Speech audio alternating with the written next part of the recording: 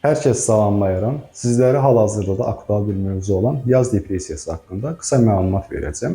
Yaz depressiyası yazın gəlişi ilə yaranan əhval-ruhiyyənin səbəbsiz pisləşməsi, daimi yorğunluq hissi, iştahının pisləşməsi, yuxu pozuntuları, yuxunun artması və ya azalması, həmçinin maraq və motivasiyaların enməsi, özünü boşluqda hiss etmə, özünü günahlandırma hissləri ilə büruzə verən mövsümi depressiyalardır. Bəs bunun səbəbləri nələrdir?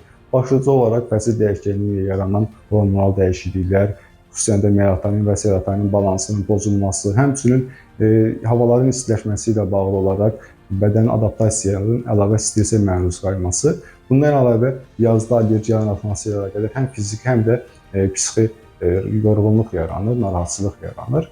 Bəs bu vəziyyətdən necə çıxmaq olar? Birincisi, təmiz havada çox vaxt keçirmək lazımdır, fiziki aktivlik lazımdır. Yuxu və qidalanma rejimini nizamlamaq lazımdır, bol maye qəbul etmək, vitaminli qidalarla qidalanmaq, həmçinin özümüzə azuqə vaxt ayırmalıyıq. Əgər bunlar da nəticə vermirsə, dərman müalicəsi gərəkli ola bilər. HCC Clinical Hospital, sağlamlığınızı bizə etibar edin.